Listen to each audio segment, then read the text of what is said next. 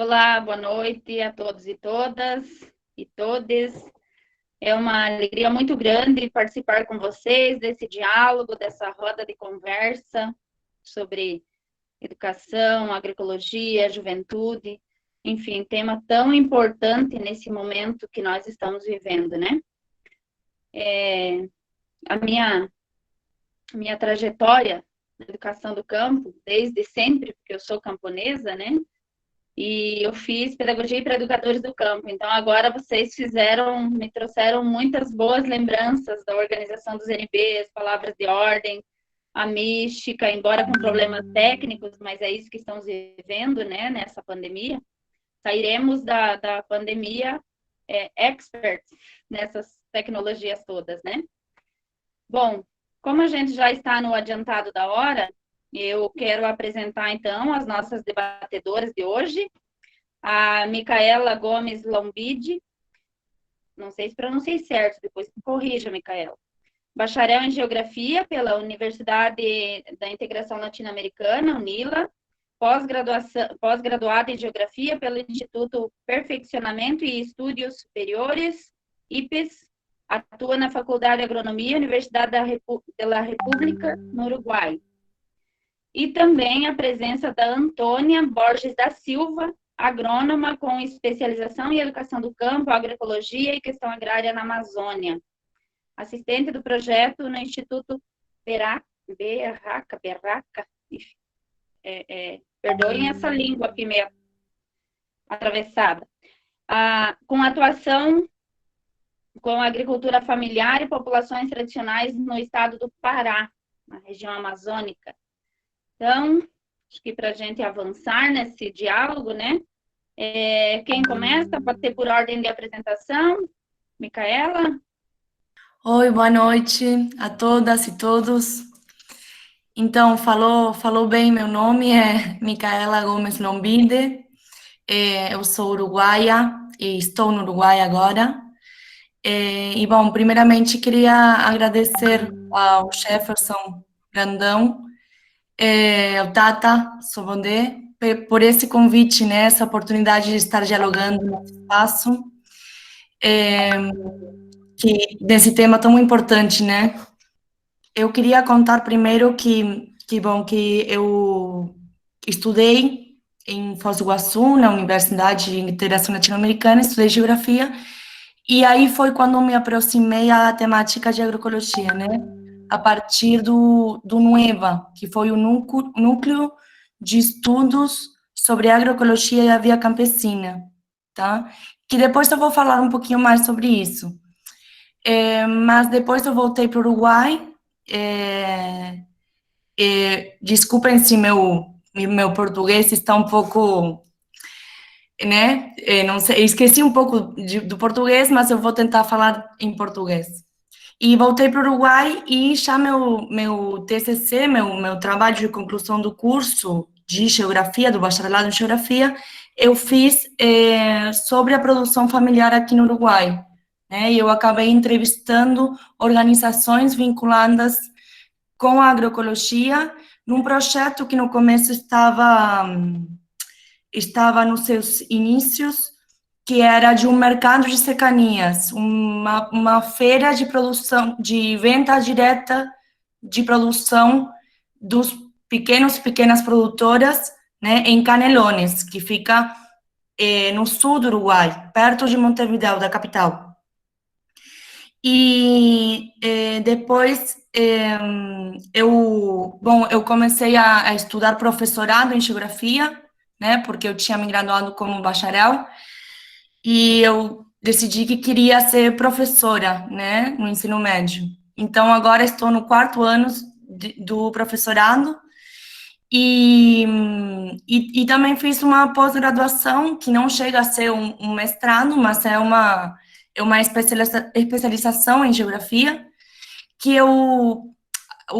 a finalização dessa pós-graduação foi sobre a expansão da soja no Uruguai, tá? Numa região em específico, em Durazno, que é o centro, que fica no centro do país, que era tradicionalmente vinculada ao gado, à produção de gado, mas quando a soja veio a partir de inversões estrangeiras da Argentina, se deram um montão de transformações nesse território,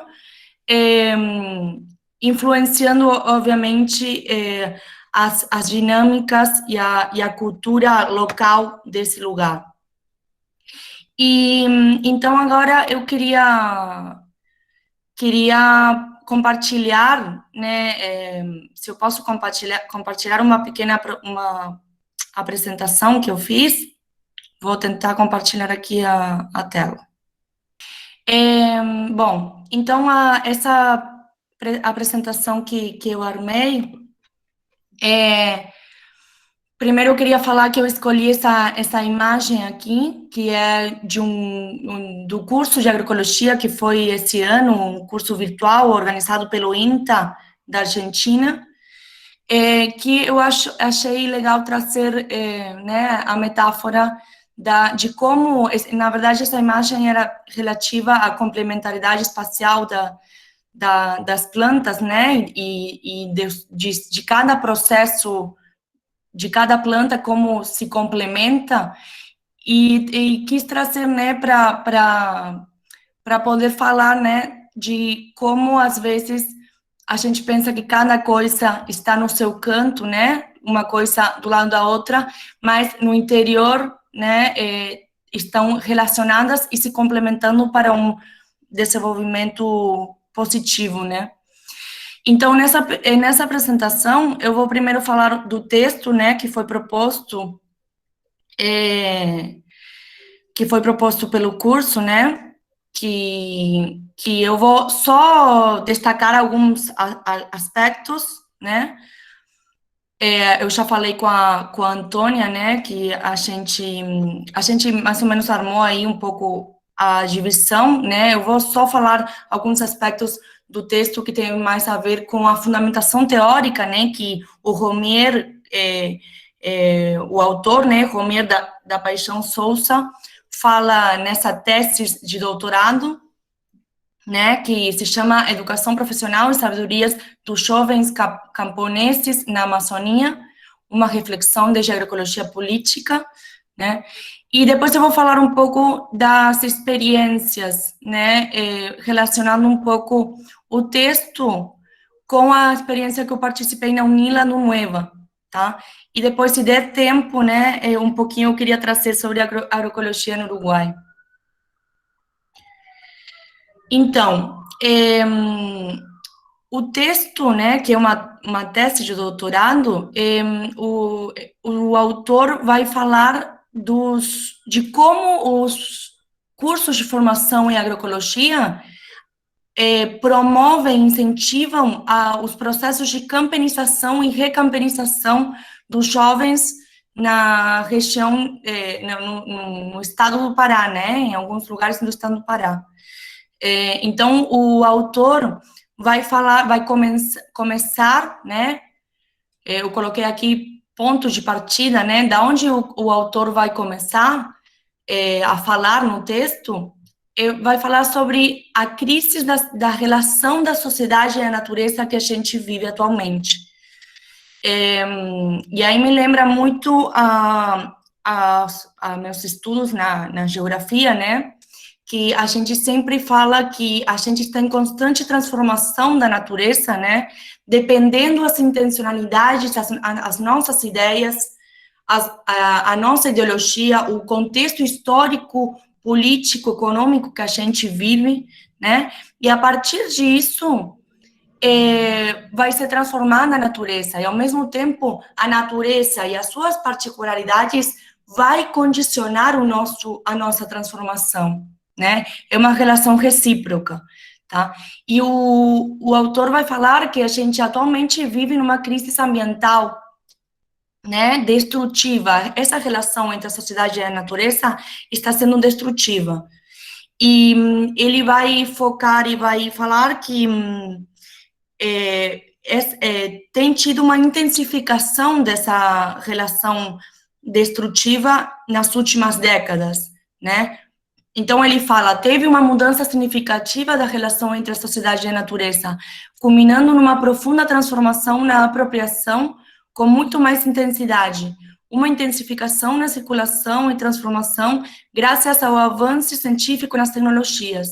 Este gerou um novo padrão de consumo e produção excessiva de recursos, em grande parte pouco absorvível pelos mecanismos ecológicos naturais. Então, ele vai falar, né, da Revolução Verde, que se dá no final do século XX, e que isso vai gerar a globalização do sistema agroalimentário em base a empresas de grandes capitais, né, e o uso de técnicas hegemônicas que vai não só intensificar essa crise da relação sociedade-natureza, como está totalmente em contra do mantenimento da população camponesa e seu conhecimento, né? E gera grandes desigualdades, né, nos territórios, tá? E a expulsão das populações tradicionais. Então, ele vai falar que a ciência dominante, essa ciência que sempre sempre triunfou, né, no sentido de que sempre tinha como a razão sobre as coisas, a ciência dominante não está podendo propor alternativas para essa crise, né? Então, ele vai falar dos paradigmas, desculpem, da ciência dominante, da racionalidade científico-técnica hegemônica no seu seio, em meio a esta crise, não estão sendo capazes de propor alternativas efetivas de mudança de rumo. O paradigma atual, conhecido como o paradigma newtoniano, o paradigma mecanicista, né, que sempre acostumou a objetivar os fenômenos, né, a quantificar matematicamente, a ver as relações como causa e efeito, né, lineares, não estão podendo dar conta. Então, ele vai falar da responsabilidade no mundo acadêmico, nesse sentido, e, em particular, das ciências agrárias, né? E, ao mesmo tempo, a responsabilidade da extensão rural, que tem se desenvolvido como disseminadora das técnicas da Revolução Verde, né? Então, ele faz uma grande crítica nesse sentido à extensão rural e ao papel do mundo acadêmico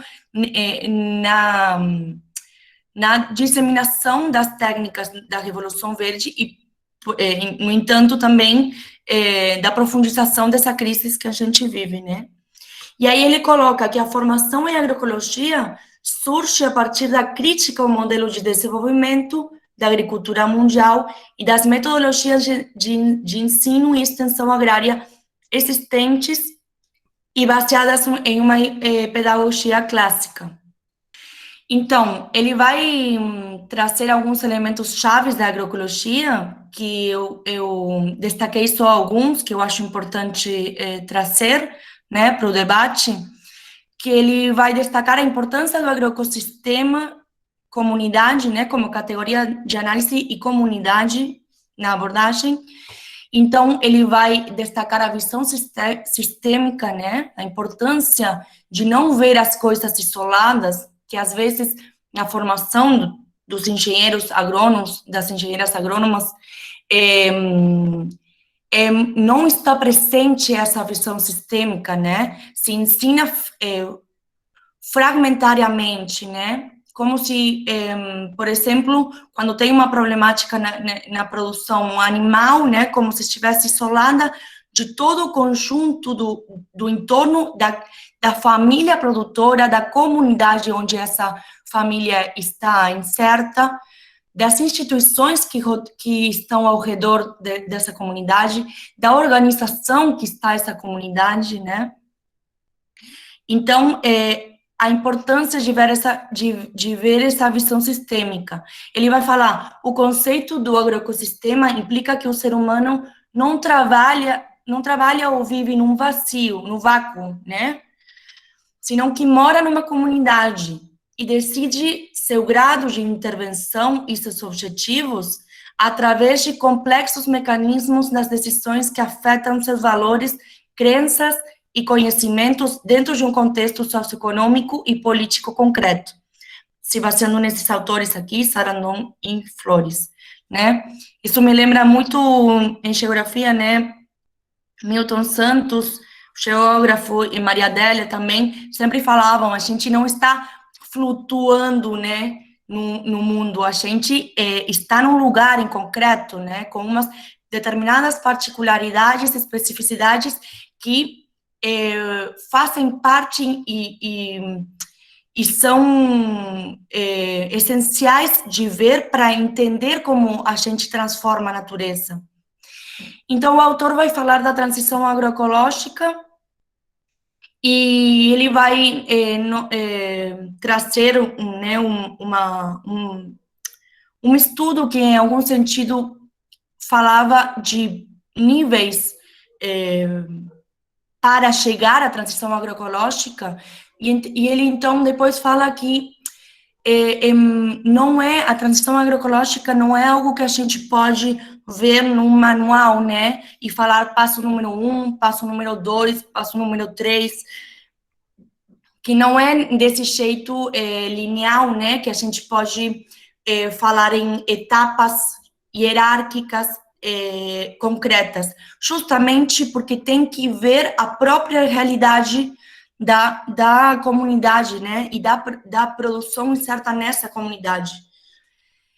Então, aí ele vai falar disso de multinível, multiescalar, né, de relacionar a multiescalaridade nesse sentido. E que também tem autores que falam da transição agroecológica como um processo incessante e contínuo.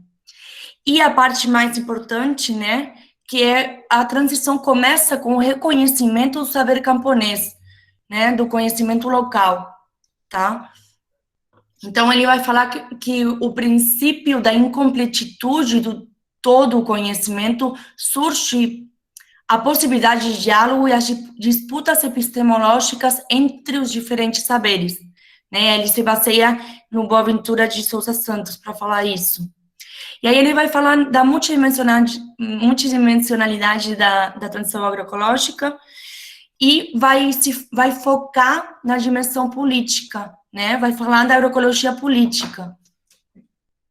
Então, ele vai falar de um autor, né? Para Leff, a ecologia política não toca somente o debate sobre os conflitos da distribuição ecológica, senão que versa sobre as relações de poder existentes entre o mundo da vida, a natureza, e o mundo das pessoas no mundo globalizado, tá? Eu coloquei aí, né, destaquei as relações de poder, porque é importante entender que está em disputa constante os tipos de conhecimento, os modelos de desenvolvimento, né, as formas de transformar a natureza, está em constante disputa na sociedade que a gente vive e, dependendo da escala, está em constante disputa as relações de poder, né?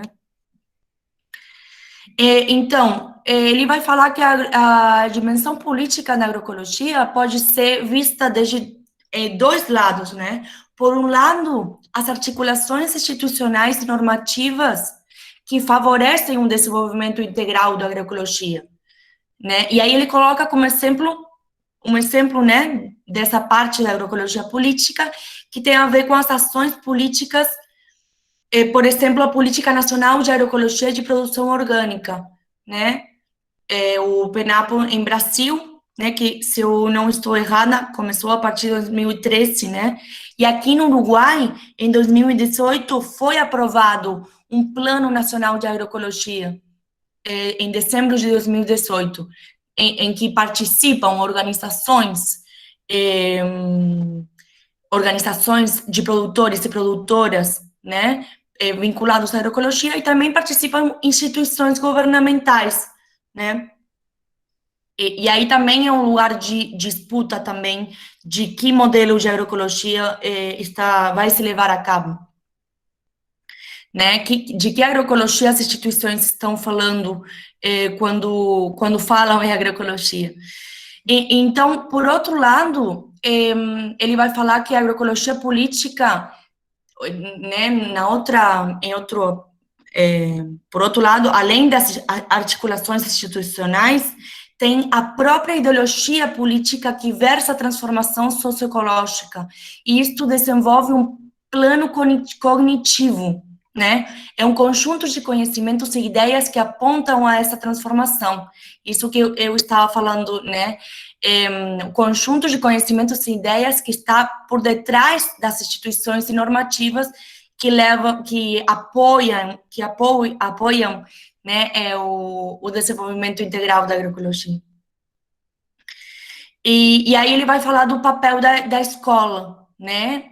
Ele vai fazer toda uma trajetória da educação, né? E como a escola é uma instituição que tem aglutinado, né, a educação, e tem um papel importante na educação a partir da modernização, né, e a escola vai falar que também, tendo em consideração essa agroecologia política que a gente estava falando, a parte cognitiva, né, na escola está vista pelo epistemológico de como mirar o mundo e a realidade. E, por outro lado, o marco institucional e normativo vai ser o contexto institucional se permite uma pedagogia com esses lineamentos e práticas, né? Se o contexto institucional permite que a escola realmente leve na prática essa outra forma de mirar o mundo e a realidade. Então, ele vai falar, e aí eu lembrei nesse... Micaela, Sim. concluindo. Bem, então ele vai falar, né, do papel da escola, e aí eu relacionando, né, com o vídeo, não sei se conseguiram ver, o vídeo do curso do CERTA, né, que falava da experiência, né, do curso do CERTA, uma escola que pudesse dialogar com o conhecimento empírico e o conhecimento científico, né, e o autor vai falar da educação popular, né, se baseando em Paulo Freire, e vai falar do caráter dialógico, participativo e a horizontalidade na relação educando-educador. A afirmação de uma educação problematizada, reflexiva e transformadora, o enfoque na agroecologia, humanizada e baseada no trabalho, né, na pesquisa como princípios educativos. O trabalho no seu sentido ontológico e a pesquisa na perspectiva da provocação à curiosidade sobre o mundo, sobre a humanidade e as relações com a natureza e sua transformação nos agroecossistemas. Então, só para concluir, e depois deixamos, né, para o debate e para dialogar com a Antônia, né, sobre outros aspectos do texto e das experiências, eu queria só trazer a experiência do Nueva, né, para falar da relação da universidade com a agroecologia e movimentos sociais. O Nueva foi um núcleo de estudos sobre a via campesina e agroecologia, foi um núcleo de estudos que surgiu na UNILA, né, em 2011, à raiz da participação de estudantes de distintos cursos na 10ª Jornada de Agroecologia em Londrina, Paraná. E aí, nessa jornada de agroecologia, os estudantes, né, a partir de uma reunião com outras organizações e movimentos sociais, organizações de estudantes, viram a necessidade de fazer um núcleo de estudo sobre essas temáticas, que conseguissem fazer uma articulação da universidade, né, ou dos estudantes da universidade com os movimentos sociais da região. Então, a partir do Nueva, se conseguiram fazer atividades, por exemplo, com o ITEPA, né, com o Instituto Técnico de Educação e Pesquisa da Reforma Agrária, que fica em São Miguel do Iguaçu, e também outras atividades na UNILA que levaram discussões, como, por exemplo, sobre a campanha mundial contra os agrotóxicos e pela vida. Também se fizeram, a partir partir da organização do Nueva, pré-jornadas de agroecologia, né?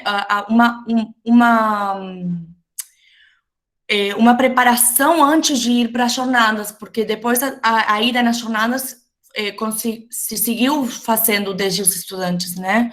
Então, uma preparação com debates antes, para que não seja só pontual, né, aí nas jornadas. Então, se fez a pré-jornada de agroecologia, o pré-encontro regional de agroecologia, a participação também de estudantes da UNILA a partir do Nueva, no EIVE Paraná, né, que eu tive a oportunidade de participar, a organização das Shura, né, que são as Jornadas Universitárias da Reforma Agrária, em defesa da reforma agrária. Então, eu só queria trazer esse exemplo dessa experiência que foi, para mim, tão importante, né? Aí foi onde eu conheci o Jefferson, e outros colegas, né? Também o William Delay, que participou aqui do curso a semana passada, né? Então, eu queria trazer essa experiência porque eu acho que, também como se falou em outras das aulas desse curso, né? A importância do debate de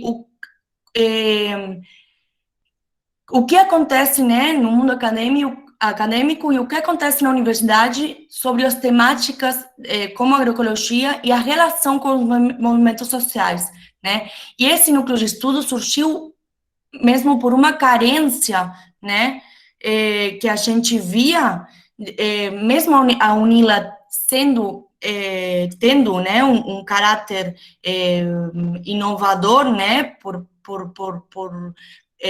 juntar estudantes de diferentes países na América Latina, tinha um distanciamento com os movimentos sociais da região. Então, como experiências como essa e como outras, né, que tem em distintas universidades, conseguem levar debates dos movimentos sociais dentro da universidade e fazer uma articulação nesse sentido, né? Então, eu vou fechar por aqui, não sei se já acabou o tempo. Já sim. Tá, e eu queria também falar de outras coisas, mas eu deixo para que na parte do debate a gente consiga dialogar, tá? Obrigada, vou tirar aqui a tela.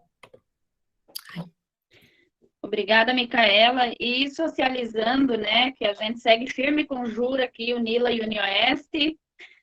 Ano passado inovamos, juntamos Cinepet com Jura e fomos para o Bubas, na ocupação Bubas, fazer um cine-debate, o Nila, o Unioeste, fizemos no Instituto Federal do Paraná também. Então, sigamos firmes aí com as jornadas, né, em defesa da reforma agrária. Muito bem, passamos já então para a Antônia. Está com você a palavra, 20 minutos, depois abrimos para questões e para o debate. Tá bom. Obrigada, professora. Boa noite a todos e todas. Vocês estão me ouvindo bem? Sim. Primeiro, eu queria muito agradecer ao convite feito pelo Jefferson, em nome de todos vocês. É um prazer muito grande estar aqui, estou um pouco nervosa, preciso partilhar, mas espero poder contribuir um pouquinho com o debate. Eu me chamo Antônia Borges, sou conhecida como Maninha, sou agrônoma de formação, formada pela Universidade Federal do Sul e Sudeste do Pará. Sou de uma família nordestina, sou maranhense, mas eu moro no Pará há mais de 20 anos, quase 26 anos. Então, eu digo que eu sou uma nordestina amazônida, né? Que a minha casa tem muito ambiente nordestino, mas a minha formação toda é na Amazônia. Eu sou de uma região em que, desde muito nova, a luta pela terra, ela é latente, né? A região sudeste do estado do Pará é uma região que tem o maior índice, um dos maiores índices de assentamentos, né? São mais de 500 assentamentos só na região sudeste do Pará. E A gente tem também dois modelos de disputas ali, né? Uma disputa hegemônica com grandes projetos de desenvolvimento para a Amazônia, e, por outro lado, tem o projeto de resistência, né? Feito pelos camponeses e as camponesas e todas as populações tradicionais que residem por aqui. Eu tinha começado a preparar uma apresentação, mas eu tive um problema no meu computador. Meu computador está dando problema de vez em quando. Então, vai ser na minha cara mesmo, gente. Então, vamos lá. Eu acho que, para a gente iniciar o debate, só concluindo a apresentação, meu TCC foi sobre a permacultura no IALA amazônico. O IALA, o Instituto de Agroecologia Latino-Americano Amazônico, era uma das experiências de construção de espaços para se fazer agroecologia no campo teórico e prático, né?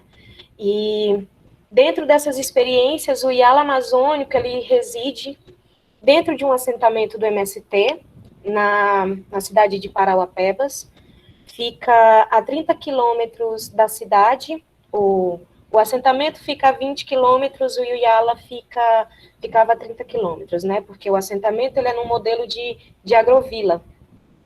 E aí o IALA fica dentro de um espaço de produção coletivo. E assim que eu conheci o IALA em 2010, dentro dessa perspectiva já como militante, como militante da Federação dos Estudantes de Agronomia do Brasil, e como bolsista de um grupo de estudos de agroecologia e educação do campo. E dentre essas atividades, o que eu fazia enquanto estudante naquela época era acompanhar as atividades da primeira turma de especialização do IALA, que era a turma de especialização em educação do campo, agroecologia e questão agrária na Amazônia. Então, meu TCC foi sobre as construções de permacultura do IALA. E para mim elaborar o TCC, eu acabei construindo um pouco, fazendo uma pesquisa sobre esse processo de educação, da formação da agroecologia, da educação do campo, vinculado na relação movimentos sociais e universidade, né? Que é o que torna esse espaço do Sudeste Paraense um espaço rico de debate sobre a educação do campo de vista prático e teórico, né? Então, vamos lá. Aí, depois fui para a segunda turma de especialização. Na turma de especialização, eu estudei sobre a construção do IALA e a relação com o acampamento do MST, que era o acampamento Frenri. Como os dois, juntos, estavam se construindo num processo de diálogo de saberes na construção daqueles espaços.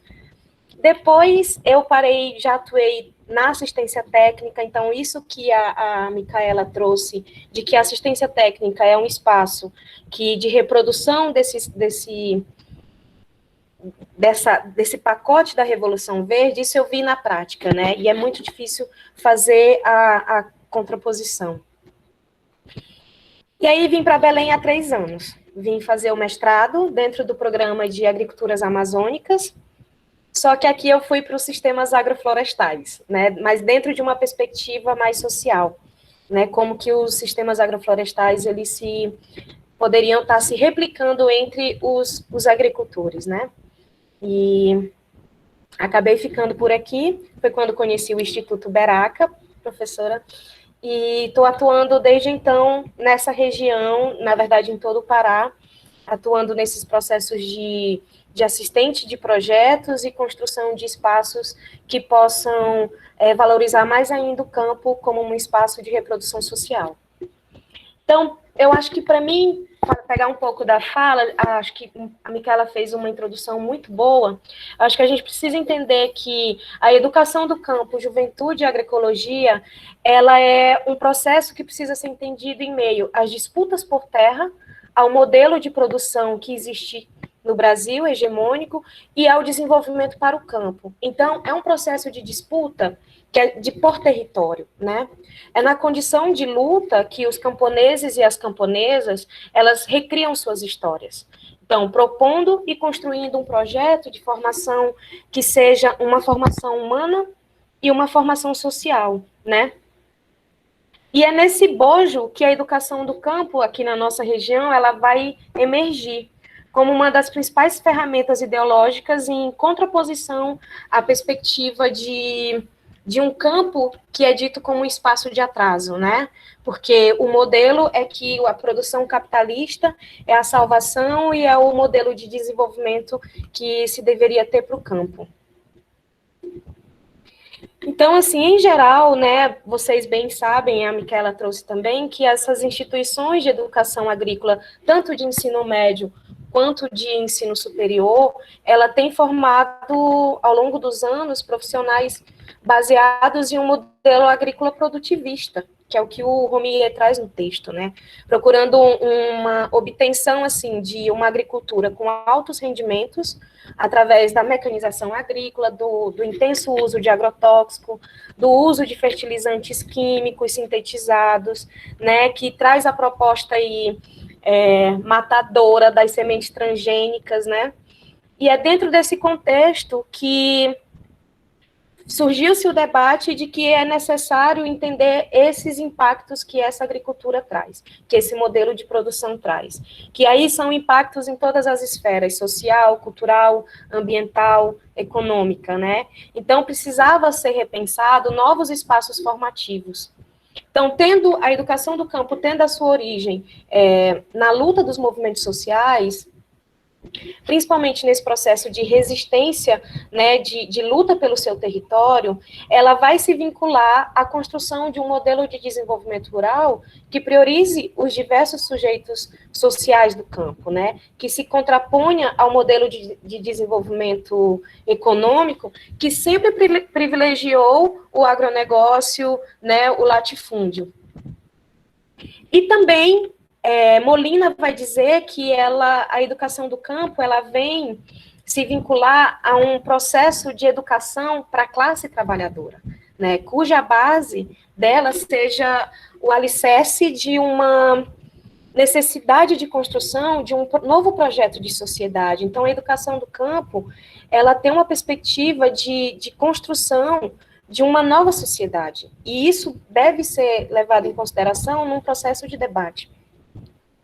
E aí é importante, né? Eu lembrei agora do Paulo Freire, que é nesse sentido, né?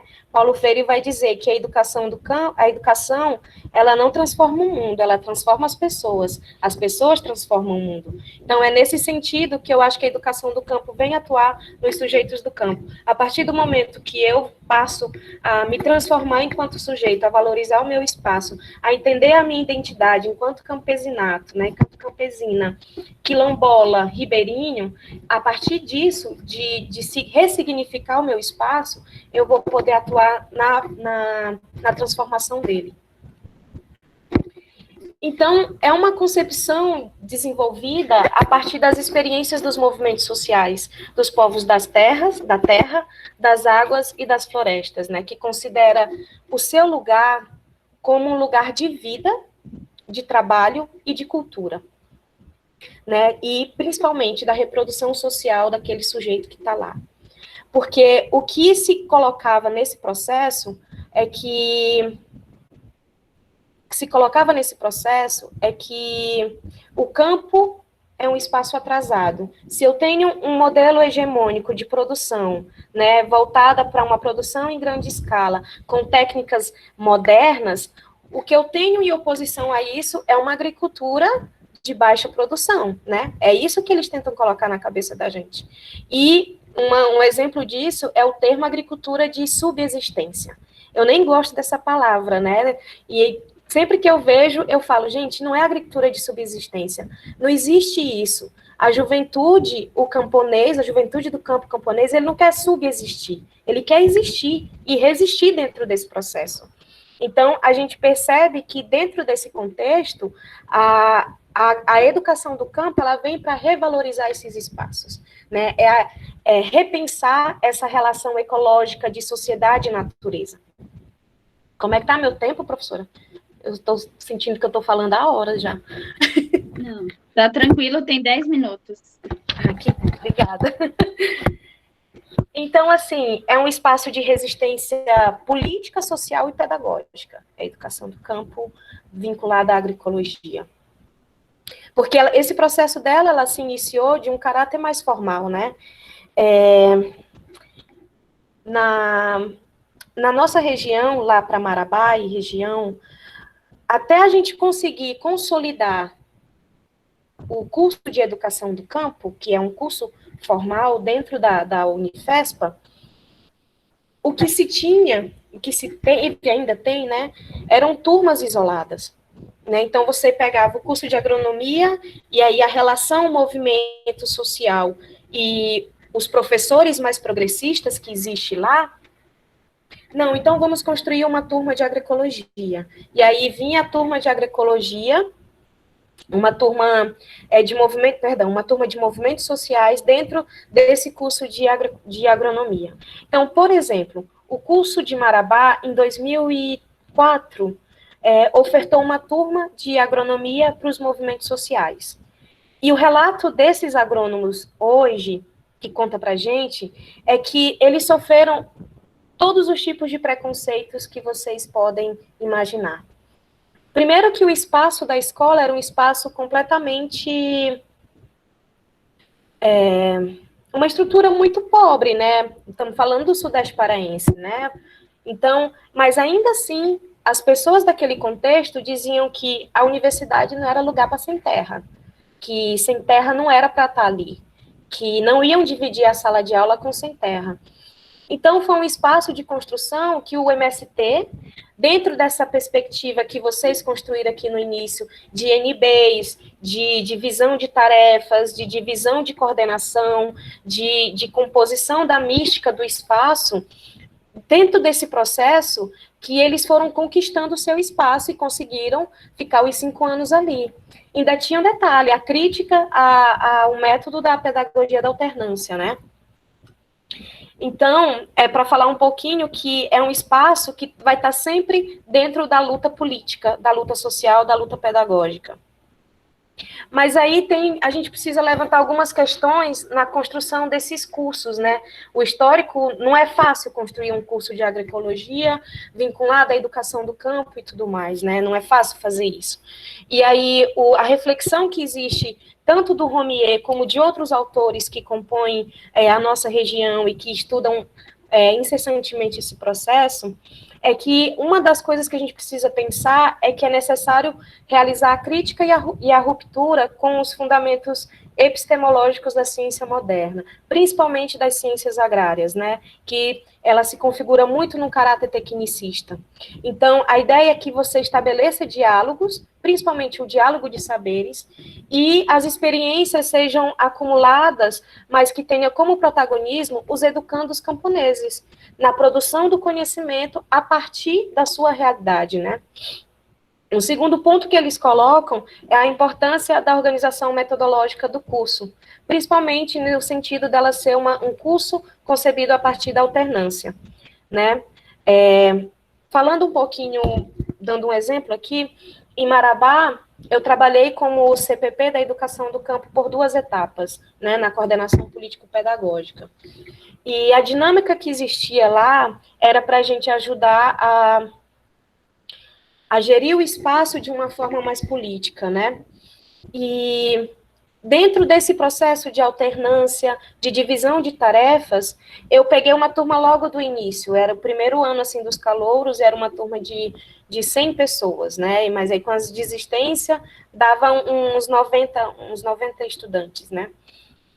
E o que eu pude perceber ao longo desse processo de acompanhamento, porque eu dialogo com eles até hoje, eu estou falando de 2016, é o quanto a metodologia da pedagogia da alternância, do trabalho como um princípio educativo, da socialização dos espaços, da redescoberta do seu território, isso forma essa juventude para atuar num campo em que ele sinta prazer de atuar, né? Eu não sou educador do campo porque foi o que me restou. Não, eu sou educador do campo porque faz sentido ser educador do campo no território que eu estou hoje, de onde eu venho, com a formação que eu tenho.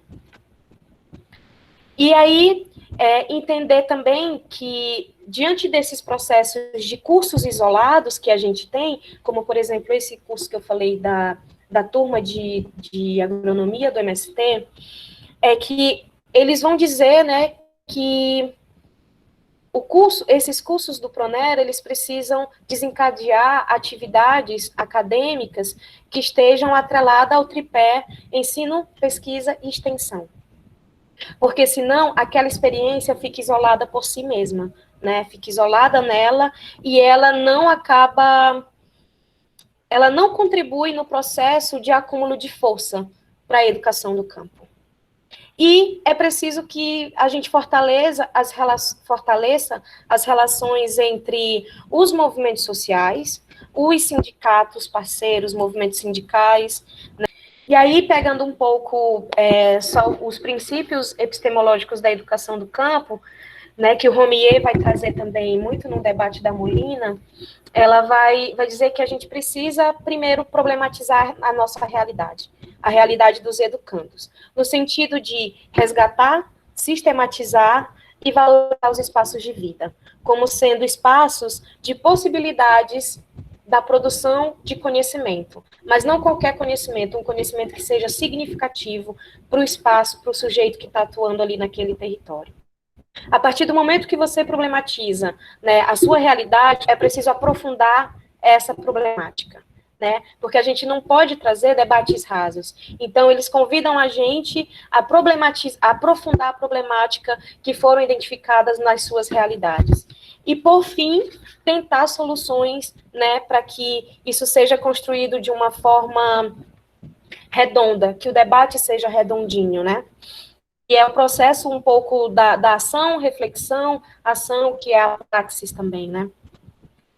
E aí, então, assim, tentando encerrar um pouquinho, eu não sei como é que eu fico muito preocupada com o tempo. Tem 3 minutos, Antônia. Tá bom, obrigada. Gente, eu sou muito prolixa.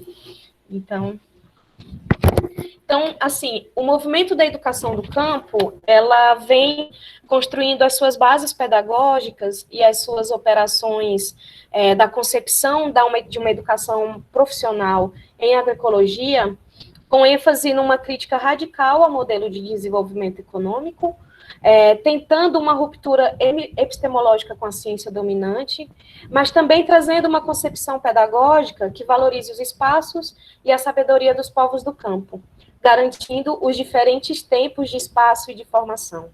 Também garantindo uma proposta de formação que consiga dialogar a realidade do campo, não simplesmente conhecê-la, né, mas dialogar e tentar transformá-la, sempre. E aí eu queria, assim, né, dentro desse debate, pensar um pouco o papel da juventude nisso, né, como que a juventude pode estar contribuindo. Eu acho que a juventude, ela tem duas características, assim, que são muito peculiares a ela, que é o poder de reinvenção que a juventude tem, né, esse poder de resiliência, e a juventude costuma não ter medo, a juventude costuma ter coragem de fazer as coisas. Então, eu acho que queria dar só um exemplo nesse processo de resiliência. O sudeste do Pará foi o local onde houve um massacre do Eldorado dos Carajás, né? Que matou 19 sem terras, né? A polícia, junto com o Estado, matou 19 sem terras. E nesse processo, o MST constrói todo ano, esse ano não, por conta da pandemia, constrói todo ano a jornada, o acampamento da juventude. Então, mobiliza todo mundo, mobiliza a juventude de vários assentamentos da região inteira, pesquisadores, a universidade, e o pessoal acampa onde houve o massacre, que é chamado a Curva do S, porque a estrada faz exatamente um S. E, assim, esse é um espaço em que a juventude do MST é protagonista, né? Existe uma coordenação de liderança mais velha, mas quem faz tudo é a juventude. E a gente sabe que nesse processo a gente tem diversas personalidades, né? Tanto tem aquela galera que é mais dos bastidores, mas tem aquela que vai falar, que vai para frente, que faz, que coordena, que faz a mística, que canta. E num determinado ano, quando abriu a turma de medicina na Venezuela, esse grupo acabou ganhando, né, as meninas ganharam, foram fazer medicina na Venezuela. Então, eram duas meninas chaves nesse processo de construção do acampamento pedagógico da juventude.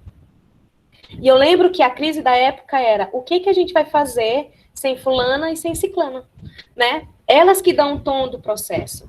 E foi uma crise, porque ninguém queria fazer isso. Mas vocês pensam que o acampamento deixou de existir? Foi tão lindo quanto os outros acampamentos. Dura 10 dias o acampamento. Mas foi lindo. Outras pessoas surgiram nesse processo e se reinventaram. E foi lindo, foi um processo lindo, porque a gente via umas pessoas que não gostavam muito de fazer as coisas e se deram a cara para fazer, porque tiveram a coragem. Então, eu acho que minha mensagem para encerrar é que vocês continuem tendo coragem para fazer a mística, para fazer a leitura, para se colocar nos seus espaços de atuação, para chegar nos seus territórios, valorizar os seus lugares, porque esse é o caminho. Obrigada. Muito bem, Maninha, né? Muito bom ouvi-la. A gente que agradece. Eu quero trazer, enquanto os nossos monitores estão organizando as questões, eu quero trazer alguns elementos sobre a atual situação do campo no Brasil, né? Que vocês já abordaram muito bem nas falas, né? Como o agronegócio avança com sanha voraz, né? Sobre os territórios indígenas, camponeses, quilombolas, e isso se dá de forma muito violenta. Um outro elemento muito preocupante, né, é o aumento da liberação de agrotóxicos nesse último período, com esse acidente histórico, que é o governo Bolsonaro. E, segundo a Pública.org, em meio à pandemia, o governo aprova 118 agrotóxicos em 2 meses, sendo 84 para a agricultura e 34 para a indústria. Em 2020, 150 novos agrotóxicos foram liberados. Mas o recorde é de 2019, né, que foram liberados 475 novos agrotóxicos. Um outro elemento que nos preocupa muito, enquanto movimentos sociais do campo e enquanto lutadores e lutadoras da educação do campo, é a concentração das terras, né, conforme o Censo Agropecuário 2017, metade da área produtiva do Brasil está nas mãos de 1% de proprietários. A devastação ambiental, como disse o ministro, né, o sinistro lá do meio ambiente, passando a boiada durante a pandemia, e a gente está vivenciando também, e dói o que dói nos nossos companheiros, né, nas outras regiões, dói na gente também, que é hoje o Pantanal e a Amazônia ardendo em chamas, né, com os incêndios, e com a conivência e proteção do Estado, né. Então, o Brasil vai se reafirmando nesse último período como celeiro do mundo, produzindo commodities para exportação, né? E as mesmas empresas, grandes empresas que estão hoje no setor agrícola, também estão no setor industrial e no setor financeiro. A gente tem como exemplo a Votorantim, né? Então, e hoje o enfrentamento no campo não se dá só com o agronegócio, mas se dá com o hidronegócio, com o mineronegócio, o avanço das mineradoras sobre os territórios, né? Nossos territórios. E a gente sabe que eles não estão no campo sozinhos, né? A gente também está no campo de luta, né? Tanto na agroecologia quanto na educação, e abordando alguns elementos da fala da Micaela, né? Que na agroecologia não há receita mesmo, né? E também com o texto, subsídio, os documentários, né? Não existe uma receita pronta. O que existe são princípios, né? E um dos princípios é a diversificação da produção. E o Brasil é um país tão rico, tão diverso, né? E a nossa produção camponesa é tão diversa em todas as regiões do Brasil. E esse é um princípio, né, dos fundamentos da agroecologia, e que é muito importante. E agora também na fala da Maninha, né, a questão de fato, eu também sou militante da Via Campesina, Movimento de Mulheres Camponesas e na educação do campo, de que, de fato, a gente não pode querer produzir, a gente não pode se contentar e gostar dessa palavra subsistência, porque nós não queremos subsistir, nós queremos viver, e nós queremos produzir, nós queremos produção para autossustento, para geração de renda, e que a agroecologia também aborde esse debate fundamental que é a questão de gênero e geração.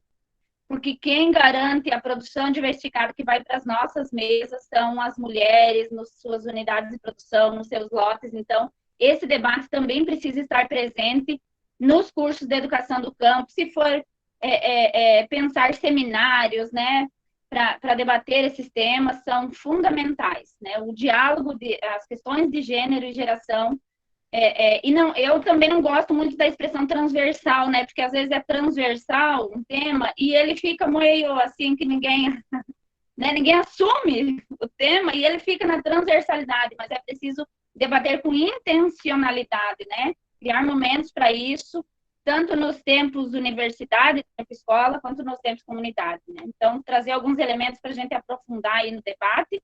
Estamos aqui com o Gui, então, para trazer as questões. Pode ser? Ótimo, ótimo. Gente, primeiro pedir desculpa que eu não pude participar da gênese do encontro. Tive alguns problemas na internet, né? Eu acho que a gente ainda está acostumando ainda com essas novas tecnologias. E já vim aqui justificar minha falta no início, né? Então, gente, eu sou Guilherme, né? Vou me apresentar quando eu conseguir apresentar no início. Sou estudante, indo para o 8º semestre do curso, né? Quase no finalzinho do curso de Educação do Campo, com habilitação em Ciências Agrárias. Tem um cachorro latino aqui, mas vocês vão considerando também. E sou militante do movimento sindical aqui do município também. E vamos para as perguntas, né? Sem mais delongas. Temos aqui 3 questões, né? A primeira pergunta é do companheiro Carlos Magno Alves Cruz, do NB Ana Maria Primavesi. Pergunta: como os movimentos sociais campesinos podem se unir internacionalmente para se fortalecerem no que diz respeito ao internacionalismo agroecológico? Agora a pergunta é da companheira Ana Cláudia de Oliveira Souza, do NB Elitânia. A pergunta dela: como fazer a contextualização do empírico e científico na epistemologia da agroecologia no seu contexto político e social? A próxima pergunta é do professor Tata Sabodê, nosso companheiro Tata Sabodê, que ele vem trazer: como podemos utilizar a agroecologia como ferramenta de aproximação dos jovens para associar sua permanência no campo às possibilidades de construção do conhecimento? Aí ele coloca, entre parênteses, superando a visão preconceituosa que trata o rural como sinônimo de atraso. Então, vamos lá, Micaela? Bom, vou tentar responder. Então, não, eu acho que a primeira pergunta, né, que tem a ver com a internacionalização, né, que foi a pergunta do Carlos Magno, né, eu acho que assim, o papel da via campesina, nesse sentido, de articulação de movimentos sociais vinculados ao campo, né, já seja indígenas, camponeses, quilombolas, no mundo inteiro, né, porque a Via Campesina é uma organização internacional, né, que começou lá em 1993, é uma boa, né, é uma boa ferramenta para essa articulação dos movimentos sociais, né, e nesse sentido é um desafio, né, frente à fragmentação que essa globalização traz, né, porque às vezes a gente pensa que a gente está mais conectado, né, assim, trazendo alguma reflexão sobre, desde Milton Santos, que foi tão importante na minha formação, né, a globalização tem suas coisas como possibilidade, né, como algo bom, né, que pode gerar articulações positivas, como também as perversidades da própria globalização, né? Isso que a gente estava falando das técnicas hegemônicas no mundo fazendo que as empresas, as grandes empresas transnacionais, selecionem cada lugar no mundo para poder gerar uma renda e um lucro maior, né, nas produções, isso é parte de uma globalização, né, como perversidade. Mas também as técnicas nos permitem também uma articulação desde o lugar de resistência, né, e desde o lugar dos movimentos sociais, porque eu acho que, nesse sentido, sem querer romantizar, né, esse negócio de estar aqui conectados na internet, que também exclui um monte de pessoas, né, eu acho que a gente está num momento desafiador da articulação dos movimentos sociais na região, né, que a gente vive particularidades muito parecidas, né, na América Latina, e também com outras regiões do mundo. Então, eu acho que, não sei se era nesse sentido a pergunta, mas é uma boa pergunta, mas eu acho que tem a ver com isso, né? E nesse sentido, acho que aqui alguém está colocando, né, de que hoje, que esse ano tem o Congresso Latino-Americano, né, organizado pela Via Campesina, que vai ser no Uruguai. Estão convidados, mas vai ser virtual. E nesse sentido, acho que é um bom desafio aí para articular os movimentos. Não sei, Maninha. Eu acho que é por aí também, assim, eu acho que a Via Campesina, ela é uma articulação que tem contribuído muito para a internacionalização da luta da agroecologia, né? E eu acho que os movimentos sociais, eles têm feito muita coisa dentro das limitações que eles possuem, né? Eu conheço algumas experiências, né? Por exemplo, eu citei aqui o caso por exemplo, a rede de institutos de agroecologia. Isso é uma experiência da Via Campesina, né? É uma experiência, uma tentativa da Via Campesina, aliado a... Então, eu acho que a rede de institutos de agroecologia da Via Campesina, que a gente tem a primeira experiência da ELA, que foi fruto de a ELA é a Escola Latino-Americana de Agroecologia, que tem no Paraná. Eu não conheço, só ouço falar porque na época que havia a possibilidade de eu ir lá, eu estava muito trampando no IALA amazônico. Você tem também, teve a experiência do IALA Paulo Freire, na Venezuela, o IALA Guarani, num debate de trazer a questão da agroecologia dentro do debate dos indígenas, e a experiência do IALA amazônico na tentativa de construir a Amazônia dentro dessa perspectiva do bioma, construir a agroecologia dentro da perspectiva do bioma amazônico. Isso por quê? Porque, como a Micaela falou, a agroecologia não tem forma, mas então a gente precisa considerar as especificidades dos territórios, né? A gente precisa considerar o conhecimento tradicional daquele espaço, né? E os indígenas são pessoas que fazem agroecologia na prática. Eu lembro que em Marabá tem um IFPA chamado Campus Rural. É um IFPA construído dentro de um assentamento do MST, né, a 20 quilômetros da sede de Marabá, e houve uma discussão tremenda, porque queriam construir uma turma de agroecologia para indígena.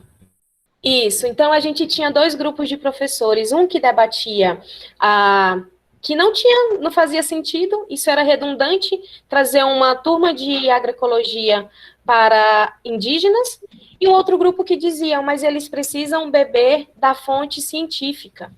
E aí eu entro um pouco na segunda questão da Ana Cláudia, né? Como que a gente faz para contextualizar o empírico e o científico dentro do campo da agroecologia? É porque, gente, a luta ela tem que estar institucionalizada, não. A gente tem que pensar ela nesse sentido internacional, e a gente tem as experiências da Via Campesina e outros movimentos, a Micaela já trouxe também a experiência dela, mas a gente não pode deixar de considerar os dois conhecimentos. Eles bebem da fonte o tempo todo um do outro, né? Eu não posso simplesmente ignorar os pesquisadores. Eles fazem pesquisa, eles precisam dizer para o mundo o que os indígenas Kayapó estão fazendo, né, lá no... Esqueci o nome do rio. Mas, enfim, e como que a gente traz, então? Como que vocês na Bahia vão saber o que os nossos indígenas estão fazendo? Se o pesquisador não vai lá e não contribui, se o educando, né, o educando da agroecologia, o educando da educação do campo, não trouxer isso para o debate, né? Então, eu acho que é sempre considerar a importância dos dois saberes, né, o saber científico e o saber empírico, né, que eu acho que um não exclui o outro e um não é melhor que o outro, mas a gente precisa dar importância para os dois. Eu não sei se eu consegui, né? Já entra para a última, Micaela, você quer falar alguma coisa da segunda? Não, pode ir. Me sinto contemplada. Tá bom. Obrigada. Aí o Tata Sabodev perguntou, né, como podemos utilizar a agroecologia como ferramenta de aproximação para associar a permanência da juventude no campo, né? Tá. Eu estava pensando, assim, quando eu estava refletindo, né, pensei um pouco em mim. Como que eu fui atraída para esse espaço? E eu acho que a gente precisa compreender que a juventude tem protagonismo nisso, né, nesse processo. Se a juventude entende que ela precisa tomar as rédeas desse processo, que ela precisa ser protagonista dessa luta, ela vai fazer como ela vai achar que tem que ser, né, no sentido de quê? Que eu tô querendo dizer, vamos lá. Se eu me sinto atraída para a luta a partir da agitação e propaganda, a partir do fazer agitação, da música, da mística, se eu me sinto atraída a partir da poesia, se eu me sinto atraída a partir de uma nova técnica que eu descobri, que eu vi, se eu plantar desse jeito, isso igual a experiência lá do Certa, né? Que colocando as telhas, né, você mantém a umidade, cria um microclima que vai contribuir no processo dos micro-organismos, né? Então, eu acho que existem várias formas, Tata, várias formas de atrair a juventude. O que a gente precisa é que a juventude conheça. E aí entra o papel da própria juventude. Se eu sei que a minha amiga que divide a casa comigo, se ela gosta de espaços que debate gênero, vamos, querida, comigo para um espaço que debate gênero. Se eu sei que minha amiga lá de Marabá, que é da luta, se ela gosta de espaços que tem poesia, que fala da agroecologia, vamos, querida, para um debate de agroecologia, né? Então, acho que é fazer o convite considerando o seu protagonismo, né, nesse processo, e tomando as rédeas da situação. E é assim, gente, é aquele debate. Convidem. Eu acho que quando a gente conhece, se aquilo for o que nos chama, se aquilo desperta em nós amor, a gente vai, porque eu sou urbana, eu não sou do campo. Eu cresci completamente urbana, mas eu sou filha de quebradeira de coco. Eu sou filha de agricultor, e minha mãe era quebradeira de coco, e ela quebrou coco por 30 anos. No Maranhão. E só parou porque a gente veio embora para o Pará. Mas não foi a realidade que eu conheci. Mas a agronomia me chamou. E os movimentos sociais fez com que eu amasse tudo isso. Então, eu acho que é por aí. Eu não sei se eu falei muita coisa, mas eu acho que quis trazer um pouco mais da minha vivência mesmo, Tata. Espero ter contribuído. Você fala com uma paixão pela agroecologia, você vive isso, que ninguém diz que você é urbana, não, viu? Né? E mesmo temos muitos companheiros, companheiras da luta, importantíssimos, todos somos fundamentais nessa luta, que são também do asfalto, mas que se encantam, se apaixonam por esse tema, por essa temática, né? E vivenciam, sim, e fazem a sua prática, fazem dos seus espaços a trincheira da luta, né? Em defesa da educação do Enocampo, em defesa da agroecologia, de um outro projeto de sociedade, né? Micaela, não sei se quer fazer alguma consideração sobre a questão também, Micaela. Não, só um pequeno detalhe do que eu fiquei pensando também, assistindo o vídeo do CERTA, né? E como em relação à educação contextualizada, né? E em relação à agroecologia como ferramenta para a permanência da população no campo. Então, eu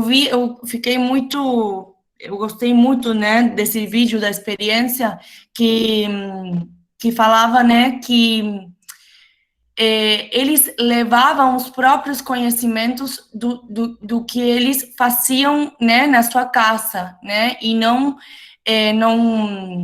perceberam, né, no curso que não podia ser aquilo que no curso se falava uma coisa, né, e era totalmente distante, né, do que realmente se passava na casa das pessoas, né, na comunidade, onde moravam, e no curso era totalmente diferente. Então, depois perceberam que não tinha que ser assim, né, que tinham que levar o que as pessoas fazem, como fazem, levar o curso mesmo no lugar da comunidade.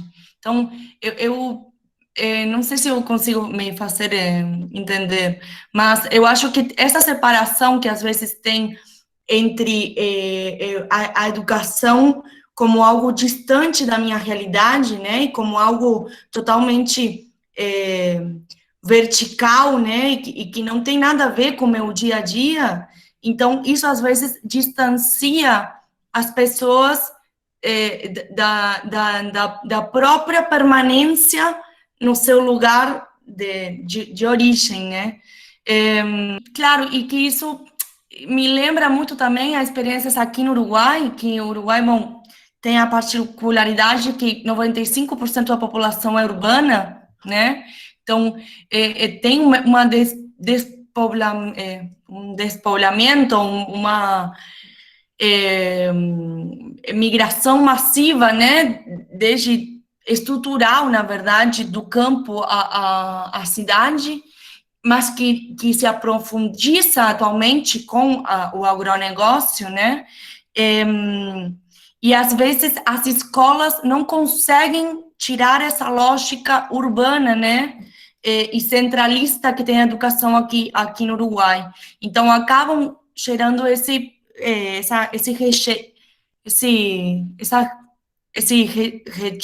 rejeito, né, do próprio lugar onde moram as pessoas, quando, na verdade, os produtores, as produtoras familiares que eu tenho conversado mais, e a juventude quer morar, né, no campo, tá? Quando você fala com os jovens, eles mostram a vontade de seguir morando no campo, mas por um monte de outras condições também do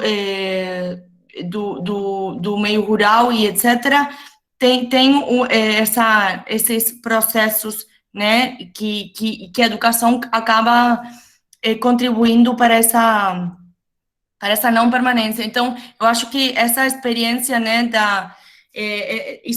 de contextualizar, de ver o que as pessoas realmente, que conhecimento eles levam na prática nas suas casas, eu acho que é fundamental. Isso, muito bem. Sandra. Eu queria mais uma. Ah, tá. Você me permite rapidinho, só. Desculpa, gente, quebrar o protocolo.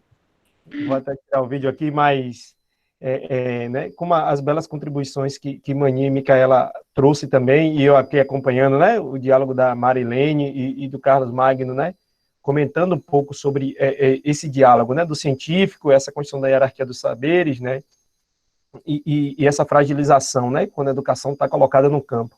Só rapidinho, gente. Assim, o CERTA, ele é super interessante, né, eu tive a oportunidade de acompanhar em Glória do Gotá, uma turma, né, em Pernambuco ali do CERTA, e é isso mesmo que vocês estão comentando. Assim, o que incentiva o jovem ali é ver um processo de plantio e colheita, e até de tecnologias sociais. O pessoal tem até geladeira lá, a partir de tecnologias de captação de energia do sol, por exemplo, com coisas mínimas, básicas, né? Envolve muito eles, né, essas atividades. Porque, às vezes, o conhecimento, até na própria universidade, ele descontextualiza muito do que é a realidade. A maioria das escolas técnicas convencionais, eu particularmente passei por uma delas, né, de uma escola do Ministério da Agricultura, e quando se tem, a agroecologia tem esse potencial de agregar muito conhecimento em coisas tão simples do cotidiano, que envolve mesmo os jovens. Eles falam com tanto entusiasmo, são eles que apresentam a escola sempre quando vai uma turma nova para lá, né, fazer visita, formação, eles nos apresentam assim. E tudo tem ciência ali para explicar. E é impressionante como se envolve, né?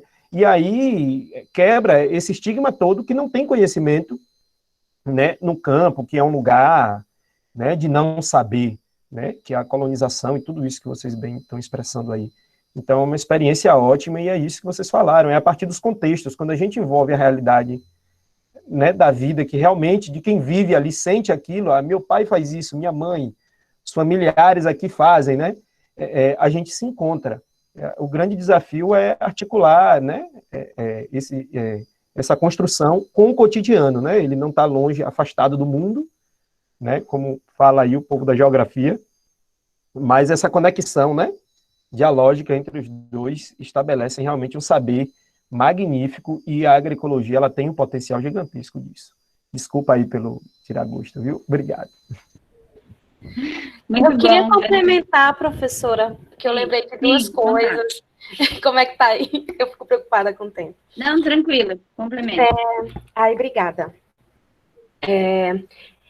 Depois que eu falei, eu fiquei lembrando de algumas coisas, né? Eu atuo com a juventude há muito tempo. Eu passei a atuar mais, assim, meu período de graduação inteiro foi trabalhando com a juventude, né? Eu jovem, trabalhando com a juventude. E aí, eu lembro que em um determinado momento a gente criou um movimentinho, a senhora falou, você, né, super jovem também, falou da mineração e tudo mais, e essa região de Marabá e Sudeste é uma região muito impactada pela mineração. E a gente criou um movimento que era da juventude atingida pela mineração, assim, ó, escrachado, assim.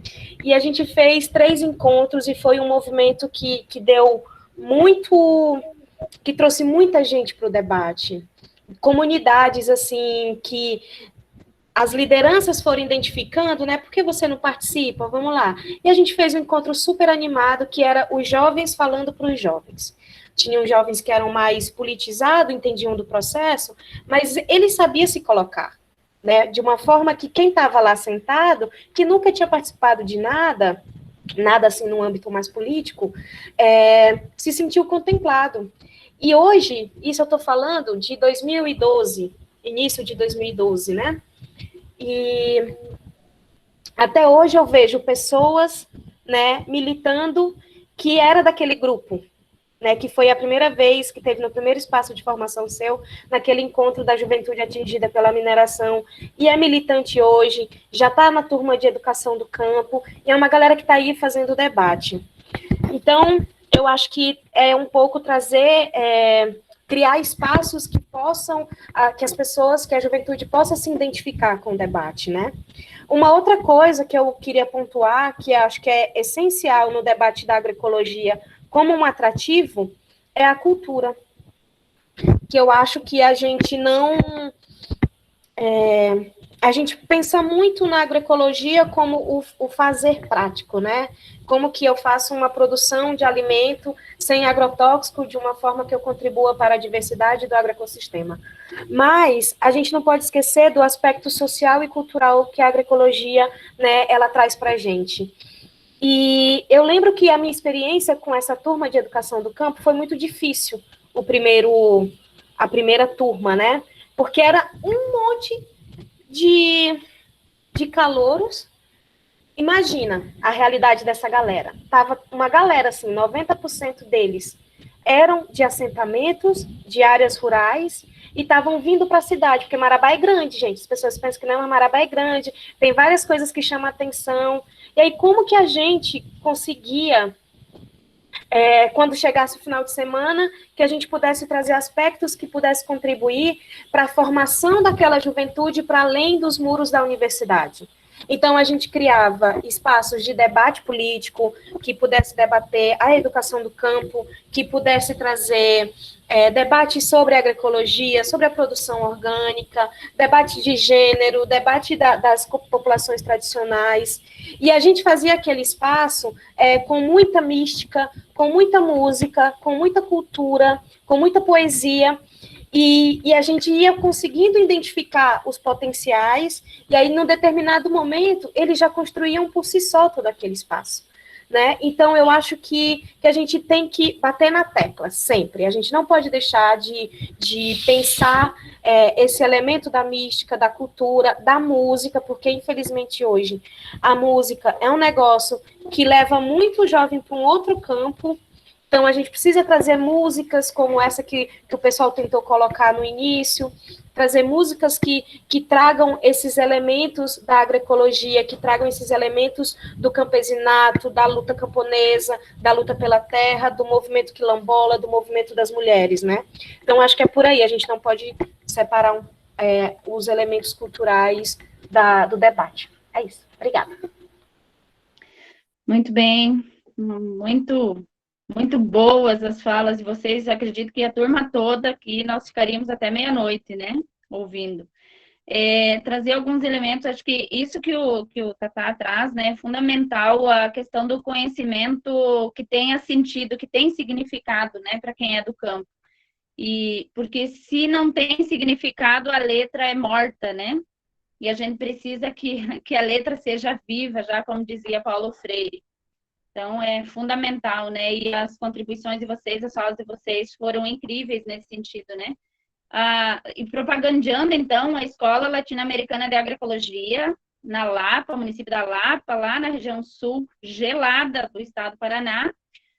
Quem tiver possibilidade, oportunidade de conhecer também a experiência é riquíssima. O Certa me lembrou também um pouco a ela, né? E a ela é fruto das Jornadas Paranaenses de Agroecologia, que todos os anos aconteciam, e esse ano não aconteceu em virtude da pandemia, né? Bom, acho que não temos mais nenhuma questão, a gente passa para a Micaela, para fazer as considerações finais, depois Maninha, as considerações finais. Bom, então, que bom, esse debate realmente tem tanta coisa para conversar, né, sobre essas temáticas que fica curto o tempo. Eu queria só comentar algumas particularidades das experiências atuais, né, que eu estou participando aqui no Uruguai. Eu agora estou trabalhando na Faculdade de Agronomia, né, aqui no Uruguai, que faz parte da Universidade da República, que é a única universidade pública do Uruguai, né. O Uruguai é muito pequenininho. Então, nesse sentido, um desafio que está se tendo na Faculdade de Agronomia, e que eu acho que tem a ver com toda essa conversa que a gente está tendo agora, as organizações vinculadas à agroecologia aqui no Uruguai, principalmente, por exemplo, a Rede de Sementes Nativas Crioulas e a Rede de Agroecologia, né, e a Rede de Mulheres Rurais, entre outras, estão demandando que na Faculdade de Agronomia tenha uma assinatura que seja agroecologia, né? Então, estão demandando a curricularização da agroecologia dentro da formação de engenheiros e engenheiras agrônomas, né? E, nesse sentido, é uma mudança que né, disputa aí uma trajetória de uma faculdade que tem tido, sim, alguns debates sobre agroecologia, mas ainda é incipiente, né? Porque está fragmentada ainda a visão dentro da formação dos engenheiros, das engenheiras agrônomas. Então, nesse sentido, é interessante, eu acho, esse processo, né?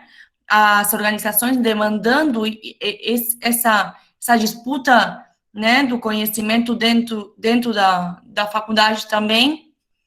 E também, bom falar que assim como, né, a Sucena também falou, né, dos desafios que estão nesse período atual, né, estão com tantas problemáticas políticas que a gente está vivendo, né, aqui no Uruguai, o avanço, né, do agronegócio, principalmente, né, a soja e a florestação, que são os principais que tem que tem se expandido aqui no Uruguai, né, estão tendo também atualmente uma profundização e um risco, né, com a mudança do governo, está se tendo também, por exemplo, faz uns poucos dias se aprovaram umas 6 novas variedades de sementes transgênicas, né, incluindo milho transgênico, soja transgênica, trigo transgênico, e sem nenhuma,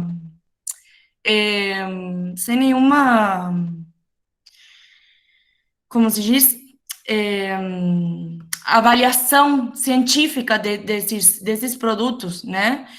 Então, está sendo complexo, né, a conjuntura latino-americana, né? Então, só falar isso e os desafios, né, que se tem que pela frente, né, que eu acho que vem por aí, né, que eu acho que a contribuição das experiências que tem no Brasil e desde os movimentos sociais e desde as populações camponesas é muito, muito importante, né, para o Uruguai e para toda a região, por essa disputa política que acaba sendo a agroecologia, né? Então, nada, falar isso e agradecer muito esse espaço, esse poder conhecê-los e falar sobre essa temática, né? Muito obrigada e é isso. Madrugada camponesa, faz escuro ainda no chão, mas é preciso plantar. A noite já foi mais noite, amanhã já vai chegar. Não vale mais a canção feita de medo e arremedo para enganar a solidão. Agora vale a verdade, cantada simples e sempre. Agora vale a alegria, que se constrói dia a dia, feita de canto e de pão. Breve há de ser, eu sinto no ar. Vai ser tempo de produzir, vai ser tempo de ceifar. Já se levantam prodígios, chuva azul no milharal. Estala em flor o feijão, um leite novo minando no meu longe seringal. Já é quase tempo de amor, colho um sol que arde no chão. Lavro a luz dentro da cana, minha alma no pendão. Madrugada camponesa, faz escuro, já nem tanto. Vale a pena trabalhar. Faz escuro, mas eu canto, porque amanhã já vai chegar. E é com as palavras de...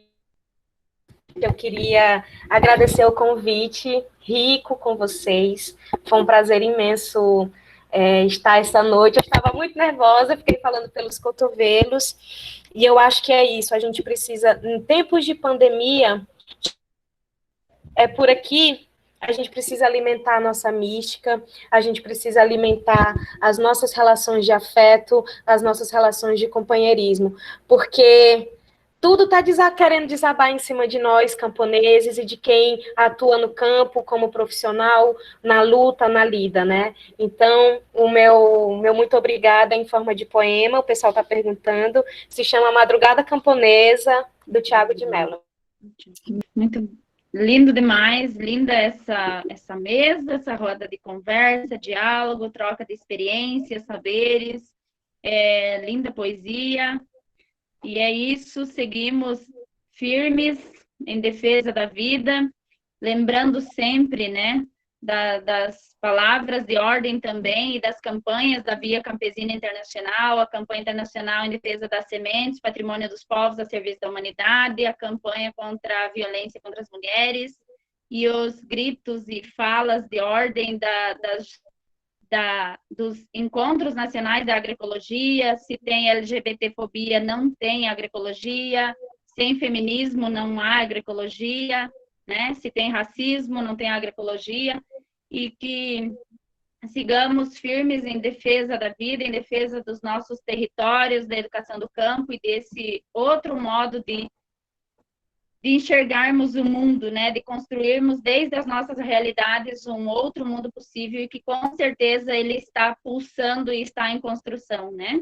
Então, agradecer a participação de vocês, Micaela, desde o Uruguai, como o capital não tem fronteiras, a luta dos povos da terra, do campo, das águas, das florestas também não tem fronteiras, né? Então, gratidão, gratidão, Maninha, trazer a experiência rica lá do Pará também. Sigamos em defesa das nossas terras e territórios. Obrigada pelo convite, Guilherme, professor Tatá, que eu já tinha conhecido aqui na UNILA, né? Que é o professor Jefferson. E estamos aí, contem com a gente sempre. E que o diálogo e a construção da educação do campo e da agroecologia siga sendo regado com tanta sabedoria, tanto conhecimento em tantos espaços que estamos construindo. Então, obrigada pelo convite e estamos aí. Obrigada a cada uma que estão ainda nos acompanhando e passo para os monitores, para os avisos e os informes finais. Gente, agradecer mais uma vez, agradecer também em nome do professor Carlos Adriano, né, líder do nosso grupo de pesquisa aqui do DocForm, o grupo de pesquisa Docência, Currículo e Formação da UFRB.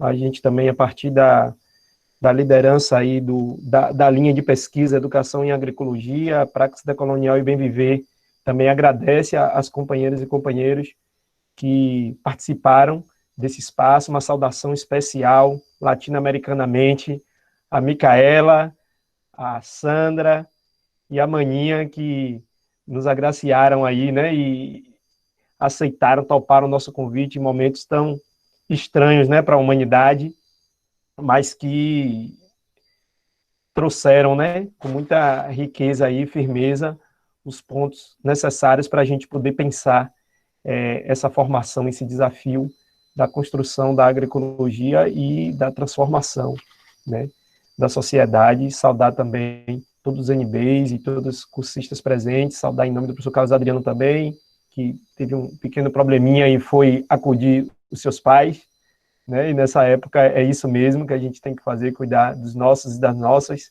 né, a pandemia ainda não acabou, a gente tem que seguir se cuidando e cuidando também de todos e todas, né, que estão ao nosso redor e construindo essa marcha e essa caminhada.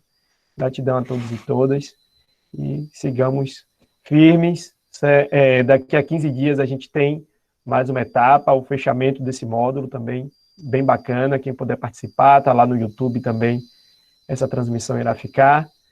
E a próxima também vai ser transmitida lá no dia 22. Gratidão, gente. Boa noite. Então, né, gente, eu preciso agradecer por essa missão, essa grandiosa tarefa, né, que eu e Silvinho tivemos com as nossas convidadas, né, parabenizar pela linda exposição, tanto na mediação quanto nos debates, né, foi bem produtiva. Eu acho que vocês notaram com a repercussão que foi tida nos comentários, tanto nas perguntas feitas, quanto nas considerações, né. Eu aproveito em agradecer a todos, em nome também do NB Maringuela e o NB Emaúba, né, Emaúba, pela contribuição também que foi no princípio, na gênese do nosso momento, que foi com a nossa mística, e convidar todos para o nosso próximo encontro, que é a continuidade do nosso terceiro módulo, né? Do primeiro curso de formação em Educação e Agroecologia, que é o módulo Agroecologia, Juventude e Educação, né? Teremos a presença do professor Helder Freitas, do professor Ronaldo, que faz parte da escola do Luana Carvalho, como foi citada mais aí, no SAT, né? Pelo professor Tata, e também teremos a presença do professor Henrique, né? Então, sem mais delongas, eu quero novamente agradecer e que todos estejam presentes, né, para o nosso próximo encontro, no dia 22. Globalizemos a luta! Globalizemos a esperança! Esperança! Globalizemos a esperança!